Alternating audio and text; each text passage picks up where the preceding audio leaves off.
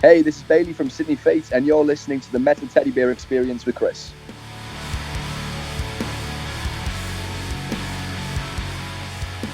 And welcome back to the Metal Teddy Bear Experience here, 90.3 WMSC, Upper Montclair. This is your host, Chris. With me on the line, I have a very special guest. I have Bailey Edwards, the vocalist of Sydney Fate. What's up, man? How you doing?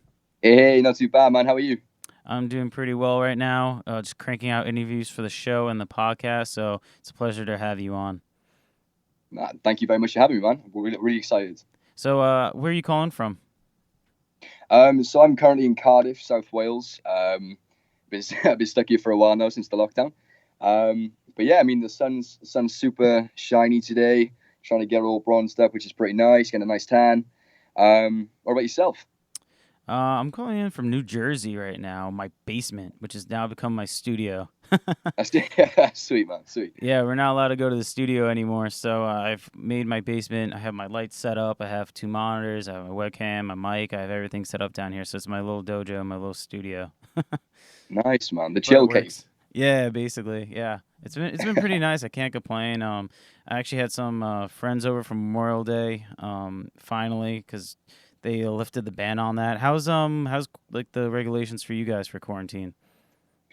So as of Monday, coming up now in a few days, it's going to be eased a little bit for us. We're obviously South Wales and Wales in general. We're a little bit different to England and the rest of the UK at the moment, where they've actually kind of lifted the restrictions quite a lot. But our sort of government or what have you kind of say, right, you know what, just give it a bit more time, and hopefully things will get better, and obviously things will start to be lifted sooner. But as of Monday, we're allowed to meet up with like sort of a small group of family members and friends. So I'm looking forward to hanging out with the guys again. So I haven't seen them all in a few months, which is it's quite hard. Obviously, seeing someone every single day and then going a few months without. So I miss all their faces. So it's going to be good. Yeah, I always thought about that too, because some bands tour for like 9 months straight, some tour for Yeah, like a year or something, and even if they're not like consecutive, some bands see each other for like at least 300 days out of the year. So not to see each literally. other Yeah, for it must be like such a crazy feeling, like waking up and not seeing like your band members. Like this is weird. yeah, no, for sure. It's obviously we all grew up together.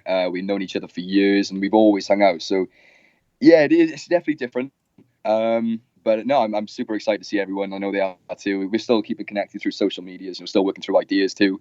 We're working on some new stuff as well currently, which is pretty cool. So yeah, it's gonna be nice to get together and actually put that into place. You know what I mean? Yeah, dude. So you're making new material, and you guys just dropped a brand new record. This is actually your debut album, Silicone Nitride, via Eclipse Records. Came out. I was gonna say earlier this month, but we're almost done with May. It came out April Yeah. 3rd. April 3rd. That's crazy. So yeah, you guys are already writing new material, and you had a new album already. That must be. You guys must be like a little prolific, wouldn't you say? I mean, we're definitely giving it a go for sure, without a doubt. I mean, again, sort of growing up with each other for a long time, we've always had like individual pieces, stuff we've come up with together. So we're kind of like throwing all that together now, all the stuff we haven't used for the album, which is turning out pretty good. We've actually got a new member now, so there's 7 of us. We're quite a big band, and he's actually brought a lot to the table. He's Yayan. He plays the synth, and we're just sort of experimenting with the sound now. So we're kind of taking maybe a little bit of a different approach to the music we're working on currently, but kind of still keeping that Sydney Fate sort of flavor to it, I guess. That's always good. Yeah, I feel like you guys found your sound. Like when I was listening to your album, I felt like I got a Dayseeker vibe. Are you familiar with them at all? No, unfortunately not. I haven't actually checked that out, but I mean, we're always looking for recommendations, and if they can, sound similar, I'd be more than happy to check that out for sure. Not 100%, but I do feel like I get some vibes from Dayseeker. So I got the biggest vibes I got was from Ashes to New and Dayseeker, which is I'm complimenting you with those two things. Don't I take said, it as an insult. no, taking that to heart. Thank you. Well, it's so funny when you say like a band sounds like someone else, and then if that person hates that band, they're like, "Damn, like I didn't want Yeah, to." get it. Yeah, no, for So sure. compliments right there, man. But yeah, no, I think you guys actually found your sound on your first record, which is so hard for bands to do. Like I feel like some bands put And out like 5 records before they actually find their sound because they're still experimenting, they're still playing around with like different producers, gear and stuff like that. They're always trying yeah, to, you know, like play what they like, but sometimes like it's hard to find that sound. So congrats on finding your sound. No, I appreciate that for sure. Yeah, I mean, we kind of had like a theme going with the album, and we, like you said, we've been writing for a long time, so we kind of had that experimental stage, I guess, is probably the best way to put it. But again, we do kind of believe in evolving too. So I mean, it's good to have a foundation for sure. So what was what would you say was like your the high of the album, like writing and recording, and the lows of the record? Cool question. So I mean, for myself personally, I love the entire experience. I said I'm very fortunate. I'm with a group of guys that I know and I have known for years and years. We get along really well. So I think probably my favorite part of it all was actually going away to record. So obviously we recorded with Inner Sound in York, run by two brothers, the Graves brothers, Sam and Joe Graves. It's two of the most down to earth, funny, genuine guys, and they're so cool to be around, and they're full of like these secrets and like insights and knowledge on the industry too. So they're not just there to record us and then send us on our way. They kind of like in detail go over a lot of stuff with us. They try and help out as much as possible, which is absolutely fantastic. So when we went to go record, they actually have like a kind of like a studio apartment, I guess is probably the best way to put it, where they had like the beds and like a kitchen and a bathroom. So we actually spent like 2 weeks living together there whilst we were recording the album. And obviously, there's 6 of us at the time, so we just got up to loads of trouble. Playing pranks on each other was a big one for us. I mean, if you didn't wake up either drenched in like shampoo or in a different area of the room or in the shower, something like that. I mean, it was a bit crazy. But we had a great time. It was just so cool. We actually explored York as well. So we wrapped up the album. I believe it was a Friday. So we're like, right, well, we're here for one more night. What we'll do, we'll hit the town. We'll have a few drinks. We'll have an explore. We'll have a good day. And I mean, as much as I loved obviously doing the recording, networking, and all that, just that sort of time away with the band was probably my favorite because we just, like I say, got into a lot of trouble, met some really cool people, and had like the best time. We're actually planning, hopefully, after all this ends, to get back up there as well because I know that they've just redone the place. They've just moved and like redone the studio, so we're very excited to see what they've done. With regards to the lows, I mean, I don't really think for myself personally that we have any sort of low points. I guess what a lot of the songs are about and the sort of the meanings behind it and how the songs become the songs themselves was probably like the lowest part because they were all written with like tragedy in mind. Sorry, tragedy. Can't say the word now. In mind, heartbreak, and like overcoming addiction and stuff like that. So we're very grateful for obviously past experiences, however bad or good they are, because obviously that shaped our music at the moment, which is pretty cool. But apart from that, yeah, I mean, I've loved every single second of it, and hope it gets to continue for a lot longer too. Well, when I ask this question, I always hope that there's always highs and there's never really lows. Mm. Or No, for sure. it's always fun to ask because sometimes the lows are like positive lows, if you know what I mean. Like, oh, like we really struggled on making the song, but it actually made us better musicians going down the line, or we learned a lot from that like negative experience or something like that. So that's why I usually ask that question. And then I'm glad you guys had fun. Cool. That actually sounds like a total blast, just hang out with like your boys and just making a record, and just playing pranks That's on and each that's other. Yeah, no, that's it. I mean, literally about 90% of the time we're all like bullying each other basically, and then the other 10% just being sort of professional. Because I mean, we do have to try and kind of balance it out, and the days were very long once we were recording, and when kind of sat there, and for a few of the songs I actually recorded the guitar for as well. I got really frustrated, and if you're not satisfied with something, I'm one of those perfectionists. We like a kind of a raw sound, but if there's something that I think just doesn't sound how it should sound, I will sit there for hours and just do the same thing over and over and over. And yeah, so I mean, with regards to that, it was fun. It was a really cool time. Like I would love to do it all over again, and I can't wait to the next time. So actually, because you mentioned this before that you guys knew each other since you were young and little, or whatever. That can you give me like a little bit a history of the band, get to know Sydney Fate? Yeah, sure. So the band actually started. I was about 13 years old. So we're going about what was that 9 years ago? 9 years ago, man. Which is a very long time. Yeah. Me and the bass player, Tom, we kind of just got together one day with our friend Alex, and we was like, yeah, we should form a band. And I was actually just a bass player back then. And I obviously when we started a new band, I was like, right, I'm going to start learning how to play guitar. We played a few gigs, went pretty well.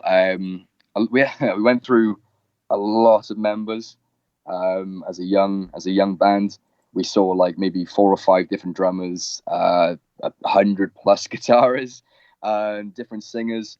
Is It that was because it like no was one wanted to join or stay long time or what?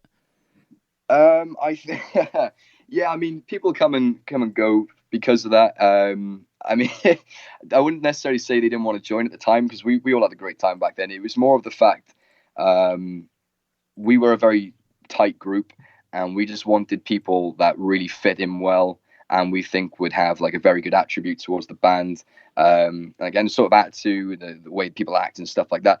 We just wanted someone to sort of get along with, chill out with, and make some good music with. So finding kind of the right people, it wasn't hard. We met some amazing people, and it's one of our favorite things to do is literally get out there and speak to people. I mean, as far as the band goes, it was just finding the right members who wanted the same sort of things as us, to do the same sort of things as us, and have that sort of this is where I want to go, this is where I want to do sort of attitude about it. But I mean, after a while, we actually called it off. We were like, yeah, you know, we all got lives to get on with, we got work, and a few years later, we actually dropped the band completely. Oh And wow.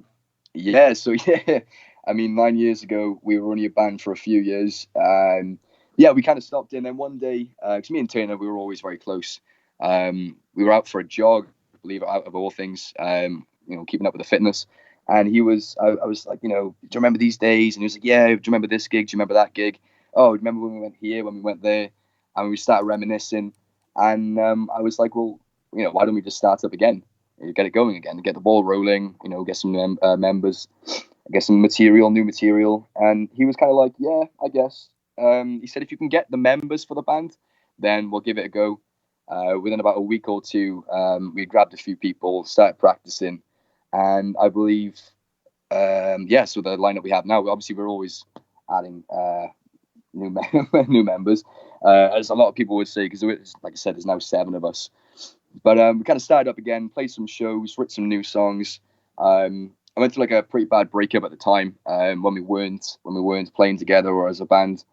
So I mean to come back into that and turn that into sort of our theme on music, something we can all relate to. It was quite refreshing to kind of put that bad experience to a good cause. If that makes sense. No, it does. I feel like it's crazy that you had this much time with your friends, this many, experience with different members, and that you guys almost still gave up music like for that short period of time. You put the band on hold. So I'm glad you guys got it back together. That would have been a shame. No, I appreciate that. Yeah, for sure. No, definitely. I was going to say we all grew up together. Adam, our heavier vocalist who does the screams, he was actually like a quite close friend of mine. But he was in a different band as a guitarist.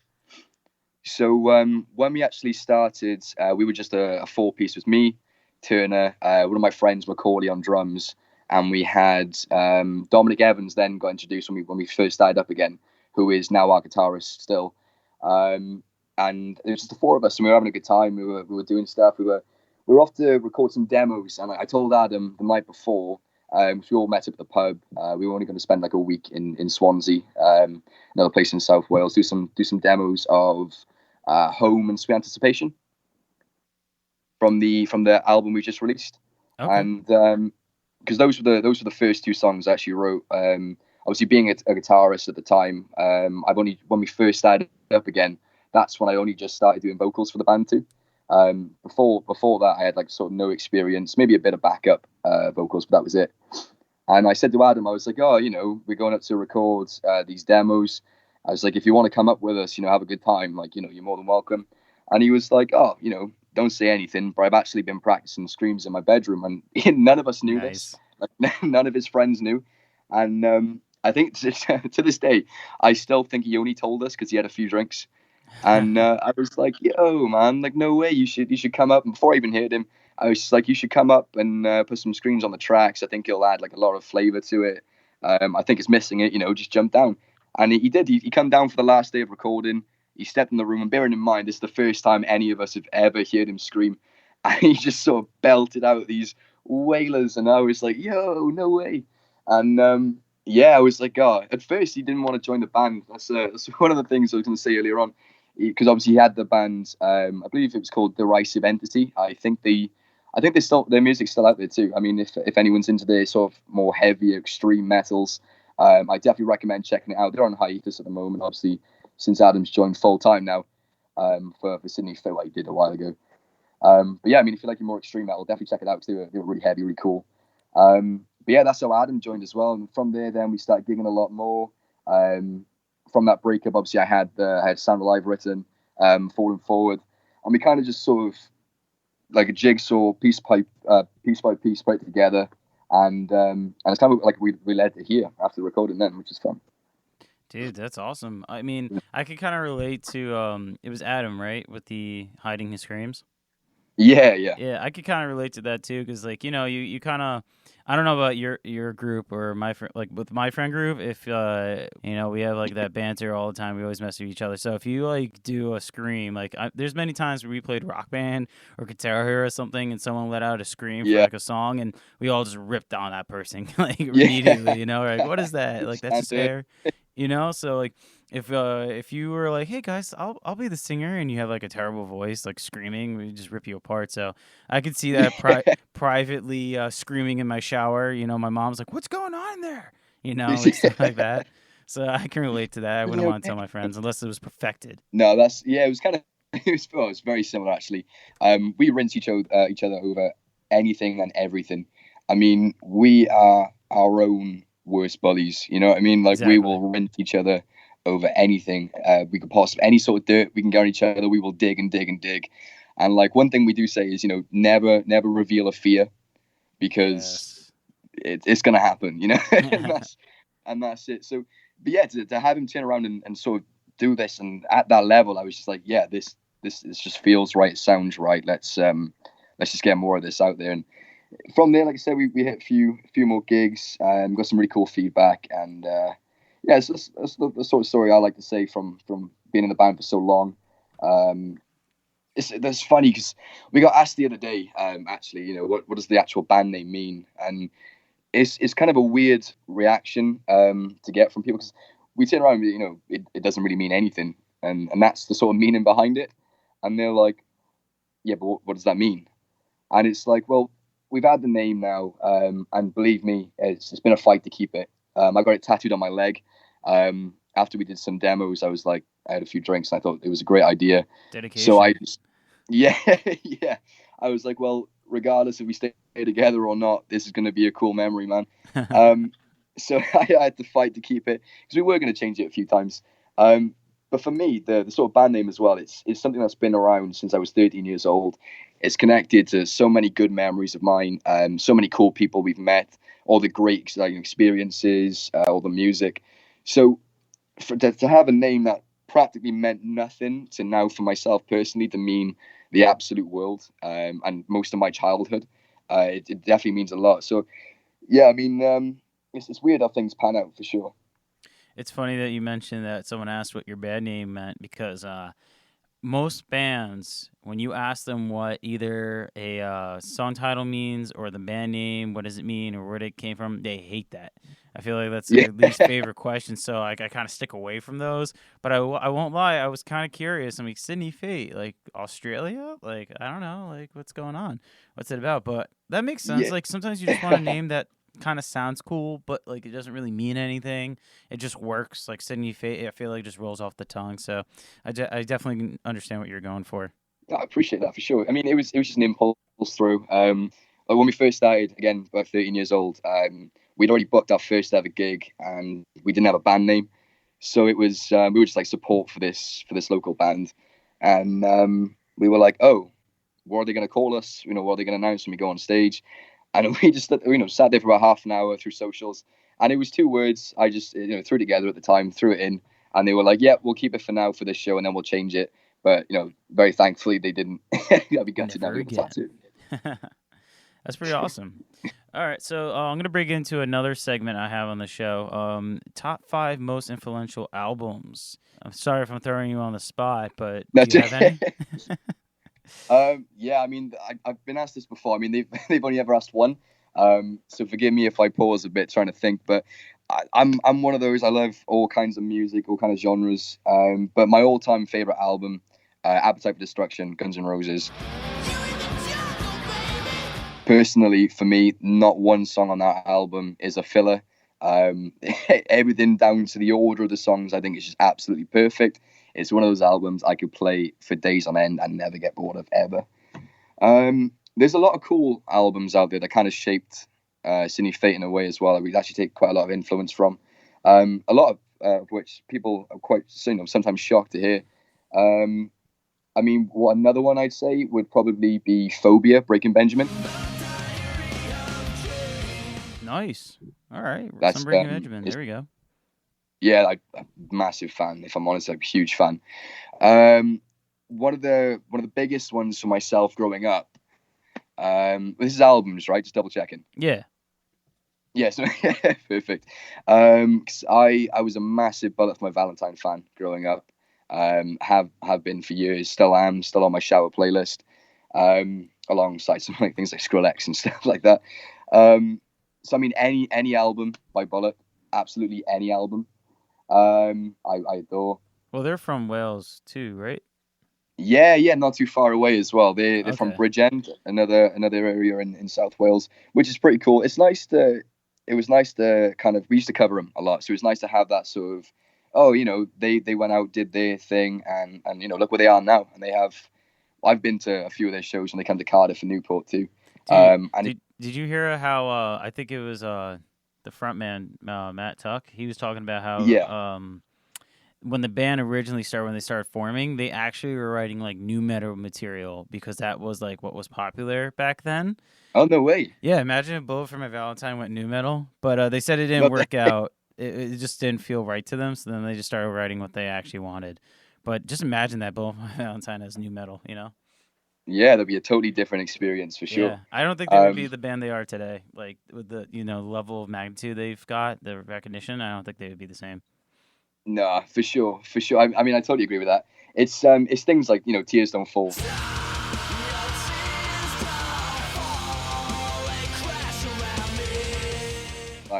It's one of those songs you pour it on the background and everyone's like, "Oh, yo, I know this one." Dude, so good. That breakdown part, if you want to call it breakdown or bridge, whatever, so good, so good. Yep. I sing along every single time. I don't think, not once have I not sing along to that. I think I'm one of those guys that just rocks up to a party, starts singing my heart out, plays guitar, then leaves. Nice. I think other people might get a bit annoyed, but I can't help it, man. Good music's good music. They made a sequel to that, right? What'd you think of that? Part 2, yeah, no, banger, absolutely awesome. Okay. everything they do is, I think, personally, is fantastic. Nice. Again, it's sort of that influence again kicking in. Funny enough, when I was writing Sweet Anticipation, Bullet for My Valentine played a very big role for me in kind of like the direction I was going at the time.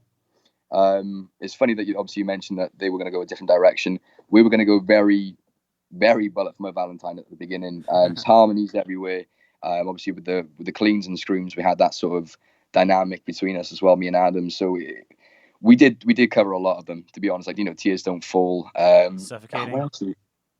What's that? Suffocating, Underworld of Sorrow. Oh, that's a great song. Yeah, I mean, I can't really remember the ones we covered. I know it's definitely Tears is one of them. Because it's just so long ago now. But yeah, absolutely amazing band. And again, it's nice to have someone from your area just be like a really cool kind of role model, I guess, and an inspiration, because if they can do it, then why not us? I mean, that's the sort of mentality we had. Exactly. So yeah, it was absolutely fantastic. So what's that? Is that 3 now? Is it 3? Yeah, Guns N' Roses, Breaking Benjamin, and Bullet for My Valentine. Yeah, cool. That's just me to a T. That is those 3 albums, all the time. Those 3 bands. I'm very much into, and I always have been as well. I'm not too. I wouldn't really say it's been a massive influence growing up. Because I only actually found the album like a few years ago. But there's an artist, an English artist called Frank Turner. No idea. Oh, Finn, no worries at all. This is cool. This is cool. I love like pushing him on people. So apologies for this. This is like a shameless plug. If you haven't heard of him, I definitely recommend checking him out. He's got two of my favorite songs. It's I Am Disappears and Redemption. What Now type of those two. music is he? Very patriotic, very English. That's the only way I can. Obviously, he's a singer-songwriter. But I think if you listen to it, you'll get what I mean by that sort of patriotic kind of sound to it. He sings a lot about Bob Dylan and pirate ships, basically, but he's spot on. I mean, the way the music kind of floats from section to section is beautifully written. His vocals amazing. His lyrics as well are absolutely phenomenal. And you kind of think myself personally, I kind of think to myself, if I could write something half that as good as that, I'd be well happy. Some one of those like to hide things in metaphors. I like to kind of make it a bit more complicated, a bit more fun for the listener to try and understand and try and work out what things actually mean. And when we say what we try and do, when we say one thing, and it kind of means another thing. I get a lot of that from Frank Turner too, because it's absolutely fantastic. What song would you recommend for like someone who doesn't know him? What would you recommend to listen to? So, my two favorite. The first one I ever listened to was "I Am Disappeared," and that's what made a fan out of me. So I definitely recommend checking that out. Okay. After this interview, we'll play a track from Sydney Fate, and we'll play some Frank Turner. Hey, that sounds good to me, man. Perfect. Yeah. Happy days. Right, fifth. This is this last one. Let me have a little think. So if I had to say, I'm actually going through my Spotify as I say this, simply because of the fact I just want to have a little check to see where I've been listening to. Oh, do you know what? I'm gonna throw that. I'm a huge Bring Me the Horizon fan. Okay, nice. I mean, they've just released. I say just released, not too long ago. A new album, Ammo. It's definitely very different compared to their last stuff. It's a lot more pop culture, I guess, probably the best way to put it. But again, Ollie Sykes' voice is just always the music, the voice, the lyrics.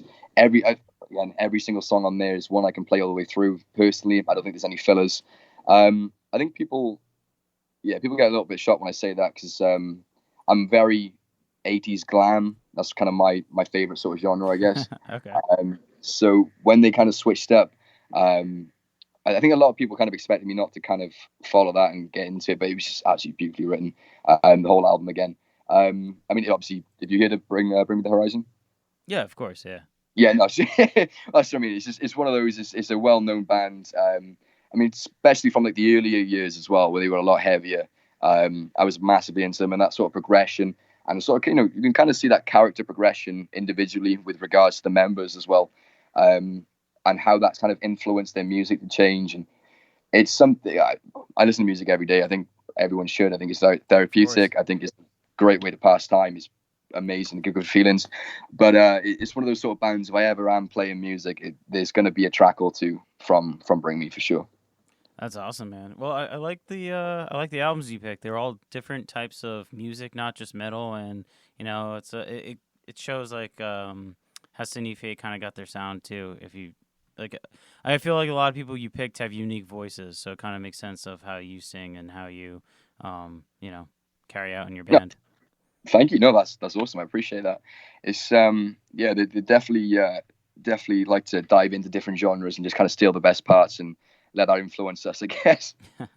All right, I got another segment for you. This one's a little silly for you. It's the 3 random silly questions segment. You ready to take part in this? Yeah, fire away, dude. All right, so this is one I want to ask you in like the beginning of the interview because you actually touched upon it. What's the best tour prank you've been a part of or witnessed? Oh, wow. And you said you had every day you guys are playing pranks on each other, so I'm curious. Yeah, no, yeah. Do you know what? It's not that exciting. Right? I'm going to tell you a story, right? It's not. It might not sound that exciting, but it's one of those sort of moments that if you were there, I'm going to remember that to the day I die. So our drummer Terry, he had fallen asleep. He's laying across on the sofa on the couch on there, in like the sort of living area of this place we were staying at. and he was out for counts. It was the morning after we went out for a drink, so he's probably hungover. He, no matter what we said, we just wouldn't wake him up. So me and Adam thought it would be a really great idea to basically strip him off, cover him. You know that original sauce? It's like a mint body. It was like shampoo, sort of, body wash. It's basically it burns in sensitive areas. I'll say that. So Okay. not too sure. Yeah. So we basically emptied and unloaded about 2 bottles of this all over him as he's sleeping. Oh my god. We then put it in his socks and we dressed him again, put it, covered him on another layer. And so when he wakes up, bear in mind the sofa itself is leather. So he's like kind of rubbing it all in and it's getting really bubbly. And he ends up just this human form of bubble. And he wakes up and he starts swinging around and he's not all there. He doesn't know what's going on. And it was just like the funniest thing I've ever seen in my life. This guy just wake up in a panic with all this bubbles and like he doesn't know what's going on. And I think that was probably like one of the best moments for me. Although it wasn't the most extreme or the most inventive prank, just seeing him wriggle around and panic was like the funniest thing. And we've got like a video on our Facebook. We released it just before, just after lockdown. Because like again, when we go to go to gigs or we're out and about, so, out having a few drinks or something like that. We're together a lot. We like I said, we've known each other for years. We all hang out, and we kind of miss that feeling of like just doing stupid stuff together all the time. So we put together like a little video of all these stupid, silly little clips of us backstage, on the way to shows whilst we're recording. I mean, if you like a laugh, I definitely recommend checking it out. It's about 5-6 minutes long, and it's just a kind of weird compilation of us just doing really stupid things to each other. So yeah, definitely check that out, man. If you like a good laugh, for sure. Yeah, you get to know the band a little bit, right? Yeah, definitely. You get to know us on a bit more of a personal level, for sure. That's awesome. All right, question number 2. Which TV show does your band relate to the most? I've gotten so many interesting answers to this, especially when people don't live in the U.S. Because, like, every region has their own, like, television shows and stuff like that. So, which TV show does your band relate to the most? And if you can't think of a TV show, maybe a movie, if that helps. Oh, wow. Okay. No, that's a really cool question, actually. So, I mean, like, what kind of show represents us and what we're kind of similar to, would you say? Yeah, like for example, sometimes like when I'm hanging out with my friends, whatever, and we're watching like Always Sunny in Philadelphia or that Ah, 70s show or so, something, we're like, dude, you're totally Dennis in this situation, and then I'm like, dude, you're totally Charlie or something. You know what I mean? yeah. Stuff like that. um, yeah, first of all, Always Sunny in Philadelphia. Amazing. Absolutely fantastic. Love it. I watched that quite religiously, actually, which is Hell awesome. yeah, dude. Yeah, man. I mean, you kind of hit it on the head there with the Charlie Day is my favorite character, though, for sure. He's just so wild, man. Him and He's Dennis, I feel, are like I used to love Charlie the most, and then as Dennis got a little more like psychotic, a little like more of a sociopath, I just found yeah, him so freaking funny. he has like the craziest god complex Yeah, ever. like dude, I'm assuming you saw the latest season, right? Yeah, like the new, yeah. Remember when he was like, "We got to help this person commit suicide"? I was like, "What?" Dude, Like, dude, he's he's nuts, just yeah. and he's like rationalizing it like it's totally fine. Like, yeah, we're doing something good. It's like you are crazy, Dennis. No, he definitely is, man. There's no sort of playing around that at all. I mean, if one thing we like watching together as a band, is South Park. It's just one of the funniest things for us. The OG, Sorry. the OG, the original. The South Park Yeah, goes way back. Well, I guess Simpsons would be the OG, but South Park goes back. yeah. I mean, the older episodes, obviously, they're just priceless. I mean, for us, it's kind of like we grew up on them as kids. We thought we were kind of edgy watching it when we were young. Look at us, Yeah. look what we're watching. So when we went to record as well, we had like that living area. In the nights, I brought the Xbox with us just to make sure we had something to do. Obviously, never going off and getting this involved with regards to recording before, apart from the EP. We didn't really know what sort of our plan of action was going to be. So we were like, just in case, we'll bring the Xbox, we'll watch some stuff on there. And we just spent most of the nights, kind of all of us just catched up together watching South Park, which is pretty cool. something stupid happens or something stupid gets said, and you just look at the memory and you're like, yeah, that's you. And Who's Butters? it, yeah, I love Butters so much, man. It's for me personally, I think Randy and Butters just steal the show. They steal the show. They're so good. They probably have like the best quotes too. You know. Oh yeah, 100%. I mean, one of my favorites is definitely is Margarine, I think it's called, and it's basically where I'm in the school and you have like this piece of paper folded up, and you're like, oh, pick a color, red, pick a number, two, and they kind of like have a little note depending on the sort of options and path you take. So there's an episode where the girls in the school have this, and the guys in the school think it's like a future telling device. So they have to try and infiltrate like a sleepover party, and they have to fake Butters' death. And they have a few like Pet Cemetery jokes in as well, which we're all big horror fans. So it's funny. It kind of relates to a good film, like one of the classics for us.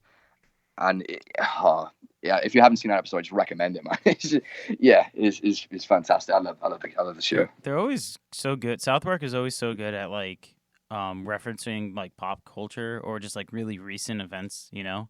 Because I mean, they have a turnaround time of like 1 week or something like that. They're just so good at that. Yeah, no, it's wild. Like Trey Parker and Matt Stone, it's just two of the most insane people creatively, and I think as people, as individuals, they're so insane, and they're so in touch as well, with what's going on. And so I know a few people that they don't like the show. They kind of think it's offensive, which there are a lot of offensive things with regards to South Park. But I think with the sort of jokes they push and they get away with, they're kind of like taking the mick out of the idea rather than the actual things themselves. So I mean, you kind of look at it, a few different ways. But they're both just very talented people at what they do. And if it was up to me and I had it my way, I'd never have that show cancelled. Let's keep it running forever. Yeah, dude. I feel like they're trying to compete with like Simpsons right now. Just keep it going. Yeah, no. If you've seen the latest season, like after every episode, they've got like a hashtag cancel South Park, and they do reference that it's kind of out of touch and not really suitable for the world anymore with what's going on, and yeah, it's like they're trying to cancel themselves, so they're taking more of the mick out of themselves rather than anything else, and it's opened up like so many more opportunities to add in loads of fresh jokes about themselves and getting people involved, which is awesome. But yeah, I mean, Simpsons again. I used to love that as a kid. I think the last season's coming out in 2021, right? Is it actually gonna end now, or? Yeah, I think I read something. I mean, you can't believe everything you read, but I think they're on their last season now, and it's gonna be released next year. Yeah, I was so I don't know. Like every time it's like, oh, Simpsons is probably gonna end. I'm like, yeah, sure, I'll see it when the last episode airs. I'll believe it. And even then, shows come back. Like so many shows come back after they finish. I mean, as far as like TV programs go, I mean, 30 years plus in the business is absolutely insane. Nuts. It's absolutely mental. To keep something pretty fresh and funny, it's something I grew up on as a kid as well. Yeah, no, it's awesome. I wish things like that didn't end. I absolutely adore stuff like that. All right, question number 3. What's your biggest pet peeve? Oh, okay. This is a good question. I'm very not to kind of be vain at all, but not a lot of guess to me at all. I'm one of those sort of people who's everything slides with. However, I don't. It sounds chewing with your mouth open. That's I don't like that. Dude, that's so crazy you said that. So, are you familiar with the band Bleed From Within? Yeah. Okay, so I just had Ali on my podcast, and the drummer, and I asked him the same question, and he said noisy eaters. And he went on like a rant about it and said if you're like sitting 2 feet away or something and he can hear you, you deserve to get your face punched in. And it's so funny, dude. He was a really funny guy, and he was just going off about that. So anyone who hasn't heard that, check it out. It's on YouTube right now. But dude, it's so funny that you said that. So is it when they like breathe when they're eating, or is it like the sound of the like saliva and all, or just everything? Everything, man. it's just weird. I don't like it at all. Like I said, I'm one of those sort of people. I don't really get annoyed at all. I'm very easygoing, but yeah, if you're chilling with your mouth open and I'm around, I will probably make it very obvious that I'm leaving a room because of that. So yeah, I'm not petty at all, No. Yeah. But no, I will make it very clear that it's not something I enjoy for sure. That's crazy. Oh man, I love how that was like, because my boy Jesse, he's very adamant about that too. So, he would probably like go off like he did on the show about it, just ranting and Yeah. raving. Like that kills him. No, Yeah, he actually did a bit about he almost wanted to fight his father because he kept doing that in front of him. do you know? Yeah, no, yeah, I don't disagree with that at all. Yeah, it's just not a good experience for anyone in the room, man. Do you know what I mean? No one Yes, wants to hear it. Nah. so Yeah, bad. I'm getting agitated now just thinking Yeah, about it. right. It's like skin crawling. But that was the random Yeah. silly question segment. Hope you enjoyed that. Hope it wasn't too bad.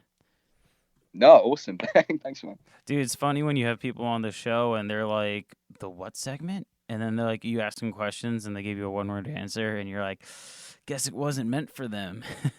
Yeah, no, no, it's nice to have a bit of flavor, a bit of personality to Exactly. the actual thing, And then we get to find out pet peeves and tour pranks, so it's all good. Yeah, funny stories. Yeah, so what's next for Sydney Fate? What do you guys have in store? What can fans expect?